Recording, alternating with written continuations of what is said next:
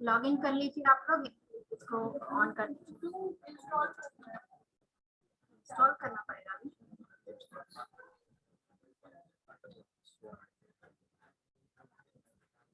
Log in कर लीजिए आप लोग। लास्ट बेंचर्स, मैं कुछ बोल रही हूँ, क्या बोल रही हूँ? फोन से नहीं होता ना, तो ऑन कर लो।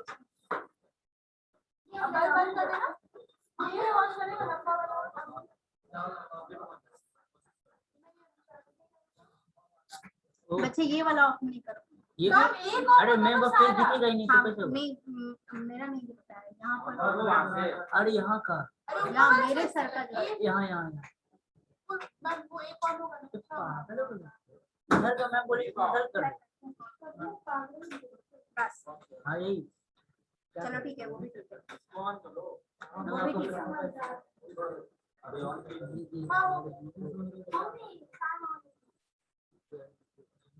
और उसको इरेज करो, इसको बोर्ड को, ये लाइट का साफ कर दे, छोड़ो ना।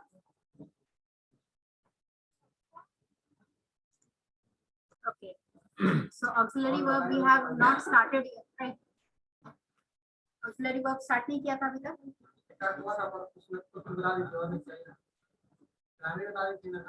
क्या बता दूँ? अच्छा, let's revise. If we have discussed it, let's revise.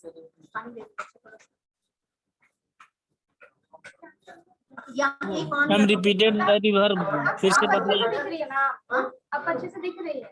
नहीं यहाँ नहीं दिख रही। पिछला ठीक है ऐसे ही रहना। मैम को फिर दिखना चाहिए। नहीं पिछला रिकॉर्डिंग में बिल्कुल नहीं दिख रहा था, इसीलिए मैं बोल रही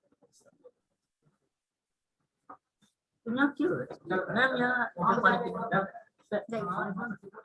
देखिए ऑक्सिलरी वर्ब जो है उसमें प्राइमरी और मॉडल दो पार्ट होता है। प्राइमरी के तीन,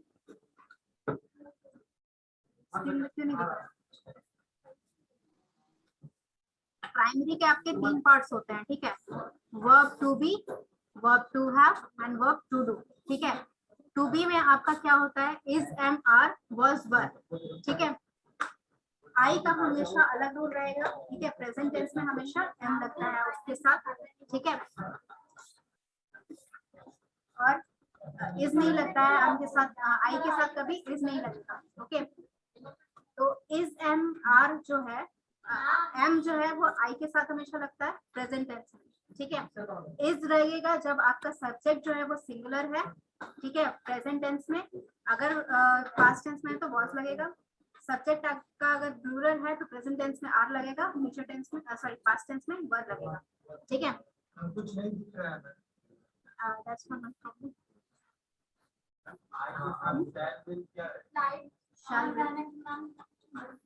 शैल विल अलग होते हैं बच्चे, शैल विल मॉडल होना, ठीक है। यहाँ पर सिर्फ इज, एम, आर, वाज, वर की बात है, ओके। वो पढ़ना है, ठीक है। तो बी प्लस इंफिनिटिव जो आपका रहता है शेड्यूल में, उसमें दो चीजें रहती हैं, उसमें दो तरह से सेंटेंसेस यूज होते हैं। एक होता है जब आप प्लान या शेड्यूल कर रहे होते हैं, या फिर दूसरा होता है जब आप इंस्ट्रक्ट कर रहे होते हैं या ऑर्डर दे रहे होते हैं, ठीक है। Next is to be, be about plus infinitive. About कब लगाते हैं सेंटेंस में?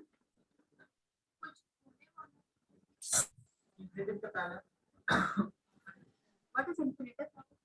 इसके बारे में बात कर रहा हूं ना, तो वो इंफिनिटिव हो गया।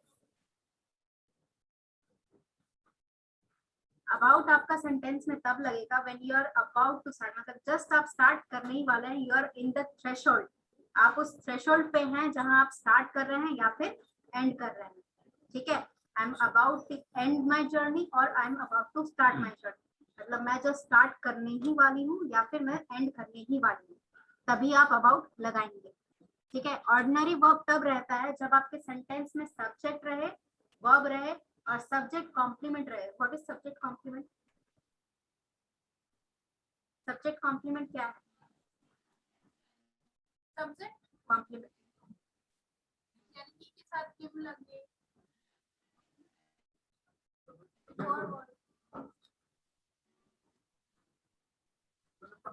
बता रहा हूँ रिप्रेजेंट कर रहा हूँ। Yes, to describe a subject, ठीक है। प्लस कॉम्प्लीमेंट वो words that complete the sentence to give meaning the sentence. आपको सेंटेंस का मीनिंग देने के लिए या कंप्लीट करने के लिए जो वर्ड लगाना है that is describing the subject, ठीक है। सब्जेक्ट को डिस्क्राइब कर रहा है तो सब्जेक्ट कॉम्प्लीमेंट, ऑब्जेक्ट को डिस्क्राइब कर रहा है तो object complement.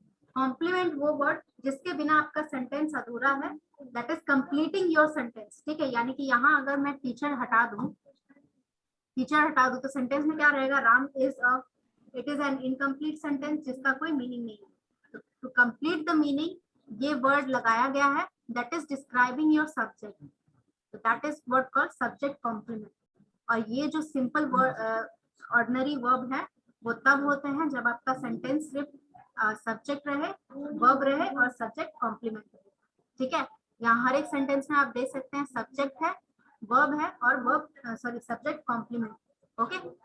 Now next is there कहाँ लगता है, देयर कहाँ लगता है आपका, मैंने बताया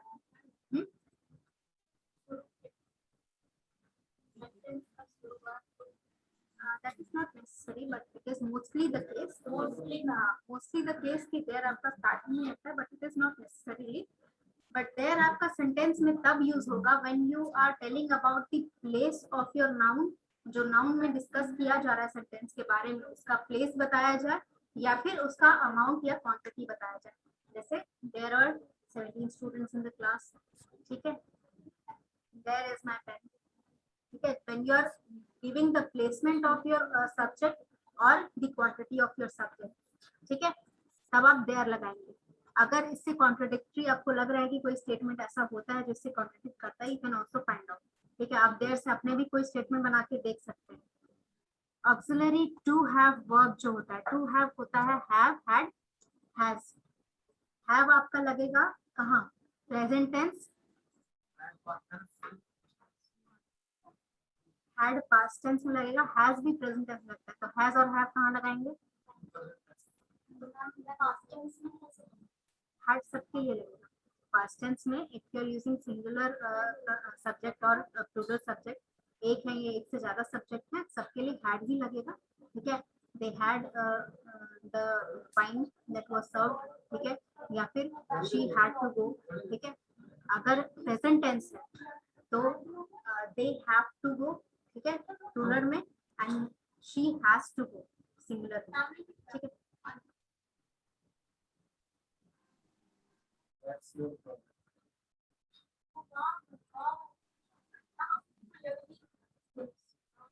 Okay, so this table represents, ये आपका अफर्मेटिव सेंटेंस जो है, अफर्मेटिव सेंटेंस को आप नेगेटिव या इंटरोगेटिव सेंटेंस में चेंज कर सकते हैं यूजिंग हैव, हैज, हैड, ठीक है।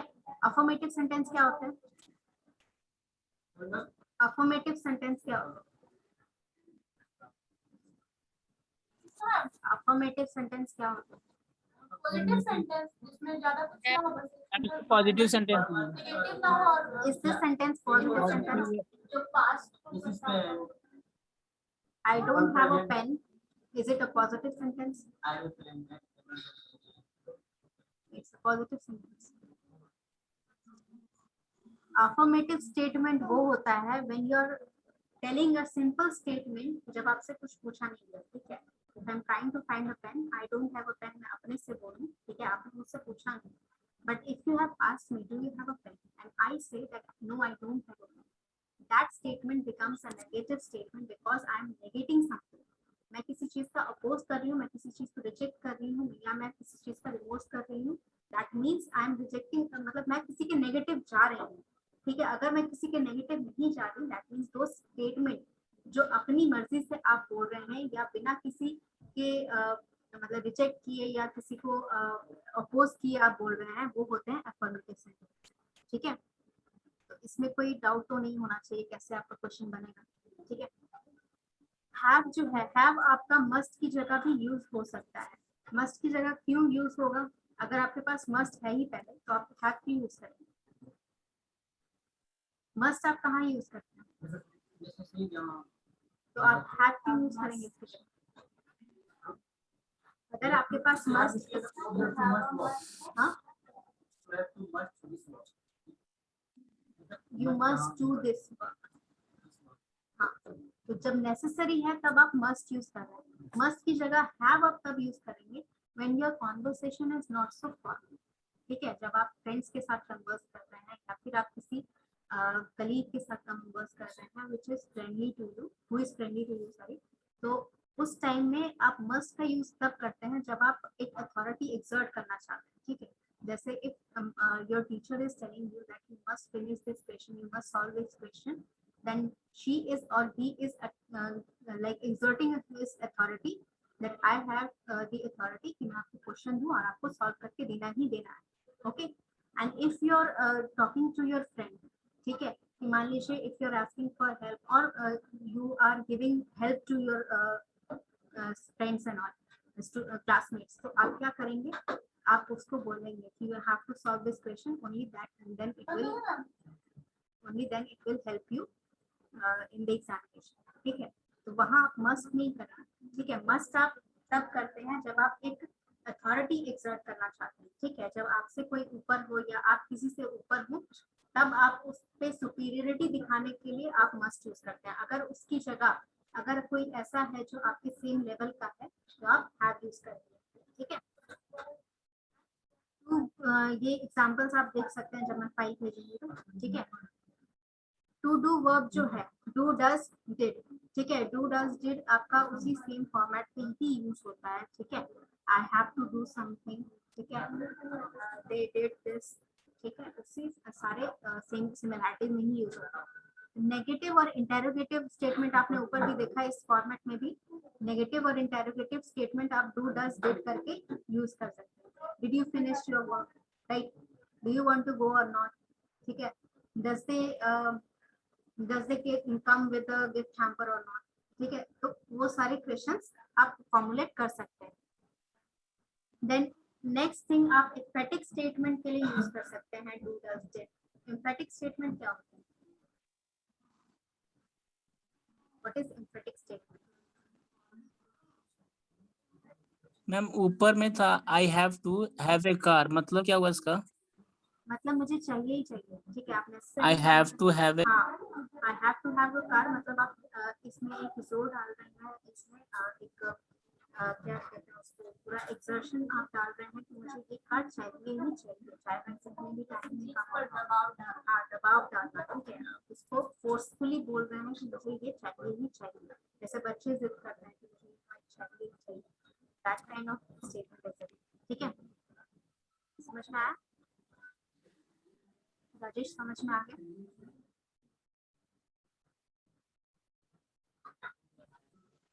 अच्छा, एम्फेटिक क्या होता है स्टेटमेंट? एम्फेटिक मैंने आपको प्रोनाउन में बताया।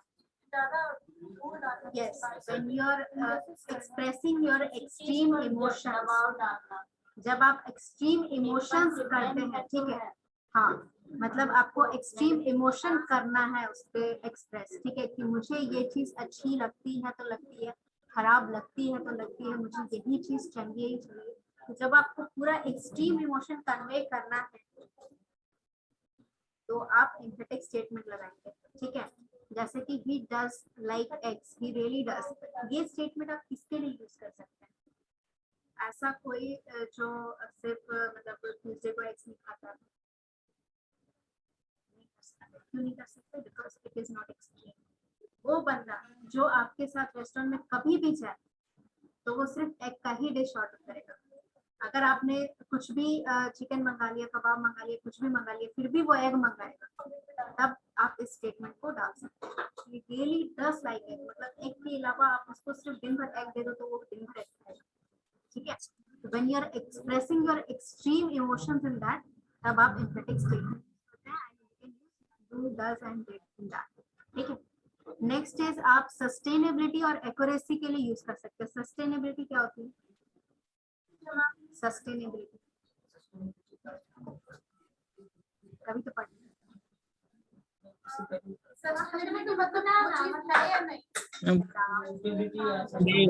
एडिकेसी मतलब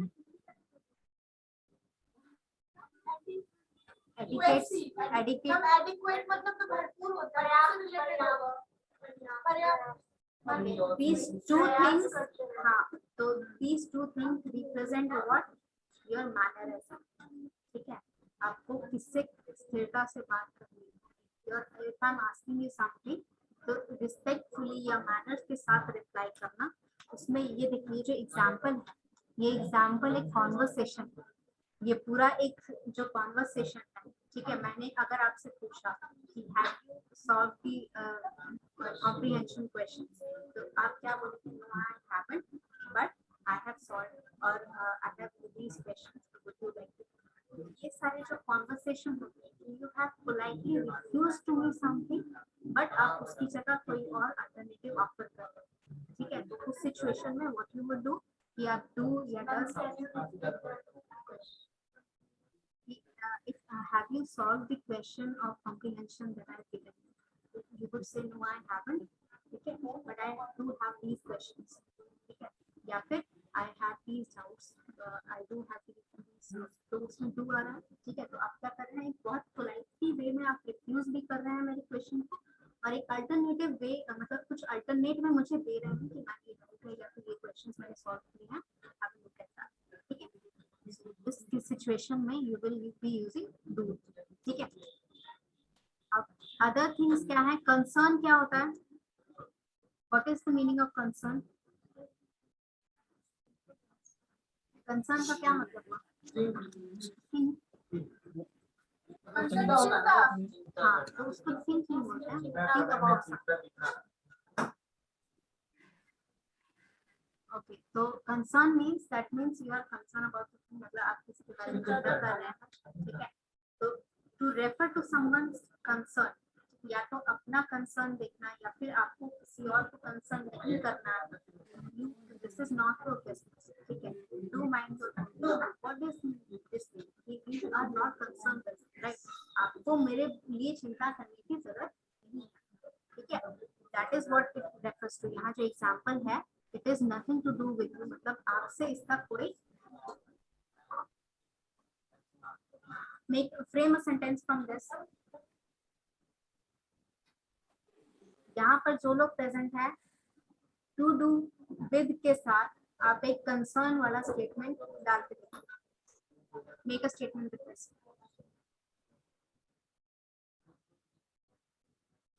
ये जो स्टेटमेंट है, इसके सिमिलर फॉर्मेट में आप एक स्टेटमेंट बना सकते हैं. राइट, सेंटेंस बनाना है इसमें. हाँ. Is nothing to do with me. Is बोलना है. सही है ना? सही नहीं है. there's some grammatical error.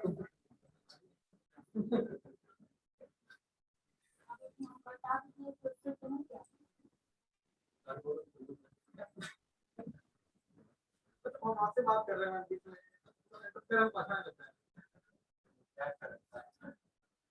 अगर आपको इंटरफेरेंस नहीं पसंद है, तो मुझे भी इंटरफेरेंस नहीं पसंद है. तो ये चीज आपको पता होना चाहिए. But I am teaching and you are laughing there as if I am joking. मैं नहीं हंस रहा. कौन हंस रहा था? कौन हंस रहा था? रिकॉर्डिंग निकलवाऊं क्या? मैं नहीं हंस रहा था.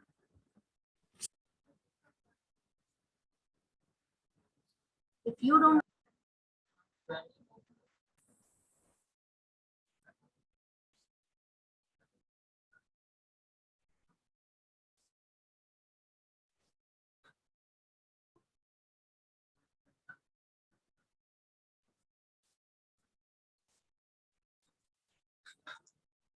yes, so as I was saying कि आपको जब भी कंसर्न के बारे में बात करनी है, ठीक है, इधर you are concern about something, तो आप क्या करेंगे?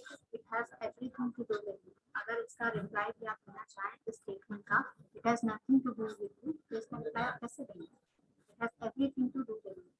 ठीक है, तो इसमें टू डू विद का फॉर्मेट आ रहा है, राइट? इसमें भी टू डू का फॉर्मेट आ रहा है विद के साथ. उसी चीज के लिए when you are concern, showing your concern or trying to tell someone that it is not their concern, तो आप इस फॉर्मेट को यूज कर सकते हैं. ओके, नेक्स्ट आप क्या कर सकते हैं? सिमिलैरिटी या डिफरेंस बताने के लिए. ठीक है, दो चीज के बारे में अगर आप सिमिलैरिटी बता रहे हैं या डिफरेंसेस बता रहे हैं, तो आप डू के साथ सो का फॉर्मेट यूज कर सकते हैं या फिर नीदर का फॉर्मेट यूज कर सकते हैं. कैसे? My wife hate eggs and so does my सन.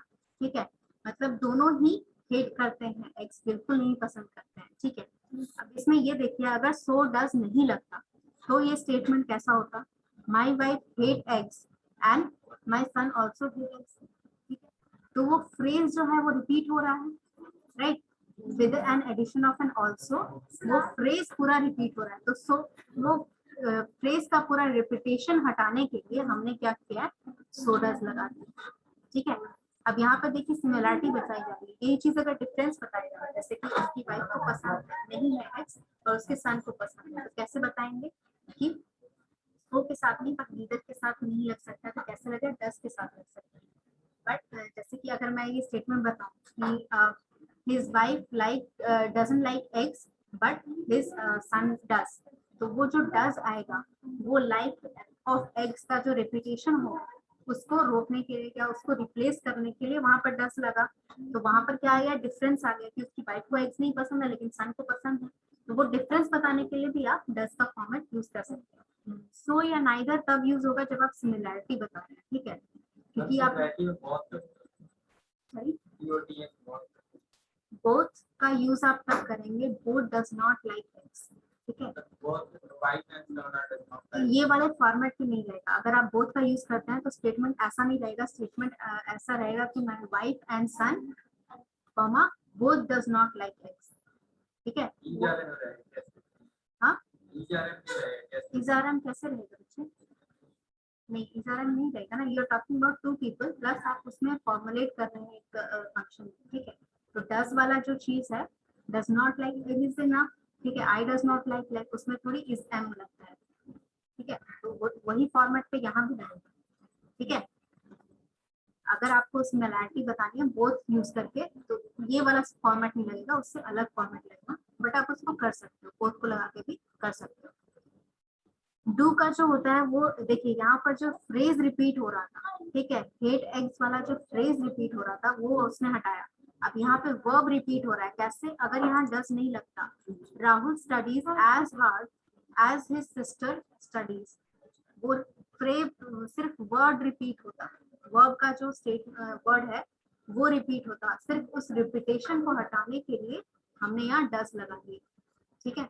मतलब क्या कर रहा है, जैसे दैट लगाते थे ना कि the life in the city is different from that of in the city in the village, ठीक है।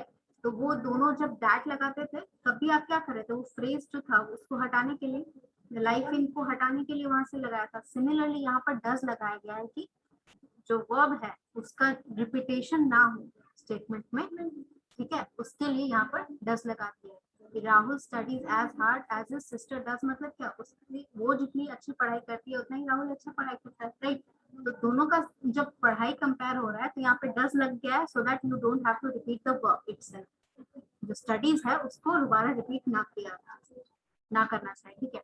अब फोर्थ पार्ट जो है आपका, फोर्थ पार्ट क्या होता है, फोर्थ पार्ट होता है वन प्रिंसिपल वर्ब और टू ऑक्सिलरी वर्ब। इसका क्या मतलब हुआ कि एक सेंटेंस में एक ऐसा वर्ब रहेगा, मेन वर्ब रहेगा जो काम हो रहा है उसके बारे में बताएगा, ठीक है। ऑक्सिलरी वर्ब रहेगा that is to support the main verb, ठीक है।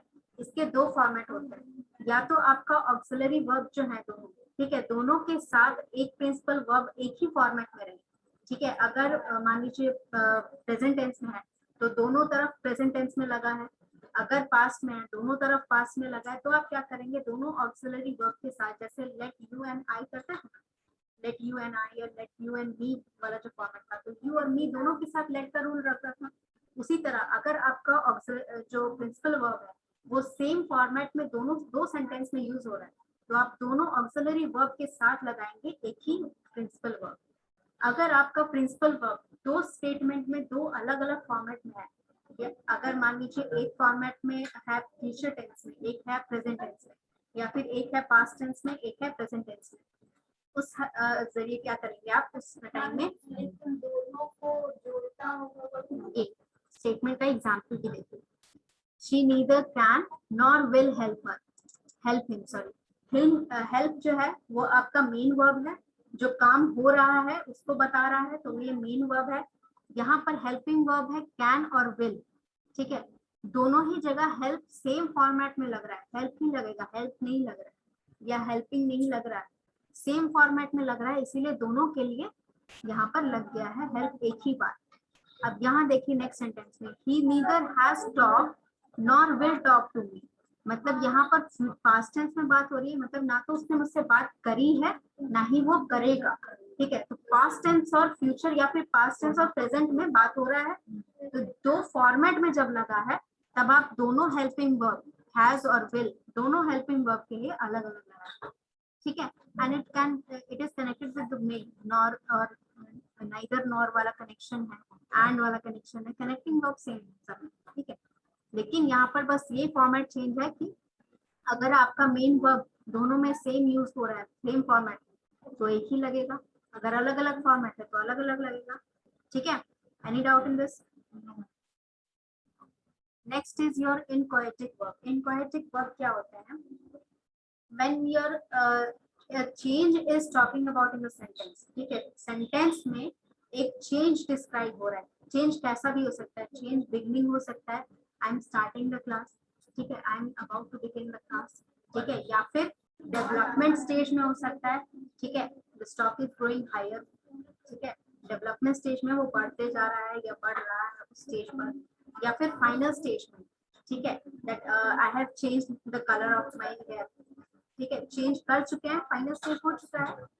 तीनों चेंजेस के जो स्टेज, चेंज का 3 स्टेज जो है, तीनों स्टेज में अगर चेंज हो रहा है तो उस टाइम में जो वर्ब रहेगा वो होगा इनकोहेटिव वर्ब। ठीक है, उस सेंटेंस में जो वर्ब यूज होगा उसको इनकोहेटिव वर्ब बोलते हैं मोस्टली। बता रहा होगा ना। हाँ क्या चेंज, हाँ वही आई हैव चेंज्ड माय, मैंने बताया ना, let's say I am talking to some old friend of mine, 5 साल 4 साल हो गए आप लोगों को, मैंने बताने के लिए कहा ना उसको कि I have changed the colour of my hair, ठीक है, वो बताना ही हुआ। तो दीज आर मेन वर्ड्स जो यूजुअली यूज होता है, गेट, बिकम, ग्रोइंग। इसके अलावा come, go, turn, fall, where, you can use any of this. ठीक है, एग्जांपल्स देख लो, my father is getting weaker, मतलब वो कंटिन्यूअस स्टेज में है, डेवलपमेंट स्टेज में कि वो वीकर होते जा रहे हैं, वो कमजोर होते जा रहे हैं। ठीक है, he has become the richest man in the town, वो बन चुका है। ठीक है, वो फाइनल स्टेज पे है, वो रिच मैन सबसे टाउन में बन चुका है। ठीक है, इट इज गेटिंग डार्कर और इट इज गोइंग डार्क, ठीक है, वो दोनों यूज हो सकता है स्टेटमेंट में, इट इज गेटिंग डार्क और it is going growing dark, both is correct. तो ये भी डेवलपमेंट स्टेज में है। ठीक है, he is growing to become, to be more and more like his father, मतलब वो क्या बढ़ते हुए अपने फादर की तरह ही बनते जा रहा है। Again developing stage. अगर एग्जांपल हाँ मतलब जैसे बिहेवियर, ट्रेड जो होता है, जैसे अगर बच्चा ग्रो कर रहा है, कुछ हरकतें होती हैं जो पिता की तरह कर रहा है, वही चीज वो बता रहा है कि जैसे जैसे वो बड़ा होते जा रहा है वो सारे ट्रेड्स जो उसके फादर में थे वो सिमिलरली वो शो करते जा रहा है। ठीक है, तो ही is growing with in the development, sorry change के लिए वो ग्रो करते जा रहे हैं। ठीक है, इसमें कोई डाउट है? ये इतना ही है। बच्चे प्रेजेंट पास्ट में नहीं होगा, पास्ट में तब होगा जब आप पास्ट कंटिन्यूअस कर रहे हैं। पास्ट में देखिए चेंज की बात की जा रही है ना, ठीक है, तो फाइनल स्टेज हो गया ना। बिकम है बच्चे, बिकेम नहीं, बिकेम पास्ट टेंस होगा ना, बिकम होगा, प्रेजेंट में ही रहेगा, प्रेजेंट में ही रहेगा। हाँ फ्यूचर में होगा, ग्रोइंग, गेटिंग, ठीक है, कंटिन्यूअस में होगा, प्रेजेंट में होगा, फ्यूचर में होगा, पास्ट में नहीं। ठीक है, अब ये नेक्स्ट है इन्वर्जन। इन्वर्जन क्या होता है? जैसे आपका जो सिंपल स्टेटमेंट होता था, स्टेटमेंट का फॉर्मेट क्या होता था, सेंटेंस का format subject plus verb plus object, या फिर subject plus verb plus subject complement, वो आपका सिंपल फॉर्मेट रहता था। अभी क्या इन्वर्जन में क्या होता है, वर्ब आपका स्टार्टिंग में आता है। वैसे फोन डाल दो साइड पर, फोन साइड में। इन्वर्जन में आपका वर्ब पहले आएगा फिर आपका सब्जेक्ट आएगा। ठीक है, इसके 2 तरीके होते हैं। अगर ऑक्सिलरी वर्ब है, ठीक है, ऑक्सिलरी वर्ब यानी कि हेल्पिंग वर्ब है, तो पहले हेल्पिंग वर्ब आएगा, फिर सब्जेक्ट आएगा, फिर मेन वर्ब आएगा, यानी कि जो काम हो रहा है वो सबसे लास्ट में आएगा, उससे पहले सब्जेक्ट आएगा, उससे पहले हेल्पिंग वर्ब आएगा। ठीक है, अगर आपका हेल्पिंग वर्ब नहीं है तो आपका मेन वर्ब पहले आएगा, उसके बाद आपका सब्जेक्ट आएगा। एग्जाम्पल देखिए, never does he go to temple. Does क्या है आपका हेल्पिंग वर्ब है, ठीक है, ही आपका सब्जेक्ट हो गया, गो आपका मेन वर्ब हो गया। ठीक है, ये इसी फॉर्मेट पे रहेगा। ये मेन अगर डज वगैरह नहीं है यानी कि हेल्पिंग वर्ब नहीं है तो क्या होगा, round the corner went Jacob, मतलब वेंट आपका मेन वर्ब हो गया, वर्ब पहले आया फिर आपका सब्जेक्ट, कौन गया, जेकब गया। ठीक है, सब्जेक्ट बाद में आएगा। और मैं भाभी तो नहीं सकता, वर्ब नहीं रहेगा तो सेंटेंस क्या बोलोगे फिर आप? हेल्पिंग वर्ब हो सकता है। हेल्पिंग वर्ब हेल्प करने के लिए होता है ना, तो हेल्पिंग वर्ब नहीं रहे तो चलेगा, मेन वर्ब रहना चाहिए, मेन वर्ब हमेशा रहेगा। अगर है उसके बाद ही सब्जेक्ट आएगा। नहीं, अगर हेल्पिंग वर्ब है तो पहले हेल्पिंग वर्ब आएगा, फिर सब्जेक्ट आएगा, फिर मेन वर्ब आएगा। तो लास्ट में है ना, नहीं, सब्जेक्ट लास्ट में कैसे है, ये है ना, ही पहले ऑक्सिलरी वर्ब है, हेल्पिंग वर्ब, फिर सब्जेक्ट है, फिर मेन वर्ब है। राउंड द कॉर्नर वेंट, इसमें तो क्या है? यहाँ पर ऑक्सिलरी नहीं है ना, इसीलिए ऑक्सिलरी नहीं है, इसीलिए पहले वर्ब लगा फिर आपका सब्जेक्ट लगा। ठीक है, अब इसके यूज क्या होते हैं, इन्वर्जन के कैसे यूज करते हैं, इन चीजों से, इन वर्ड्स से जब आपका सेंटेंस यूज होगा, स्टार्ट होगा, sorry, hardly, rarely, scarcely, seldom, never, little. Again यहाँ देखिए नेवर से स्टार्ट हो रहा है आपका सेंटेंस। ठीक है, इनसे जब भी सेंटेंस आपके स्टार्ट होंगे तो वो इन्वर्जन में ही रहेंगे। ठीक है, क्योंकि हेल्पिंग वर्ब लगेगा, इन सेंटेंसेस के बाद हमेशा हेल्पिंग वर्ब लगेगा। कैसे, एग्जांपल में देखिए, hardly does she go to church, scarcely ever did they manage to meet the deadline. Did आ रहा है, डज आ रहा है। ठीक है, हेल्पिंग वर्ब, ये जो वर्ड्स हैं इनके आगे हमेशा हेल्पिंग वर्ब लगेगा या ऑक्सिलरी वर्ब लगेगा। ऑक्सिलरी वर्ब लगेगा that means auxiliary verb subject plus main verb वाला फॉर्मेट आ जाएगा। अब नेक्स्ट इज क्या यूज होता है, इस फॉर्मेट में यूज होता है, not only dash but also. ठीक है, इस फॉर्मेट में यूज होता है। इस फॉर्मेट में कब यूज हो रहा है, when you are doing something more than, जब आप एक से ज्यादा काम कर रहे हैं। ठीक है, and you are telling someone कि मैंने यही एक काम नहीं किया है, इसके अलावा भी मैंने ये भी किया। ठीक है, या तो आप बता रहे हैं या फिर कोई और आपके बदले बता रहा है कि इसने ये भी काम नहीं किया, इसके अलावा भी और कोई काम किया। ठीक है, like not only is she attending the classes, she is also doing an internship। ये चीज अगर आप बोलना होगा तो ये क्या बोलेंगे, not only is she attending the classes but she also go to work। ठीक है, दोनों साथ में कर रही है, मतलब दो काम कोई साथ में कर रहा है, उसके बारे में या तो आप अपने बारे में कमेंट नहीं करिए बच्चे को क्लास में, आपको जो काम कर रहे हैं आप, ठीक है, एक ही साथ अगर आप दो काम कर रहे हैं या फिर एक के बाद दूसरा काम कर रहे हैं, तो अगर आपको खुद बताना है कि मैंने एक से ज्यादा काम किया है या फिर कोई और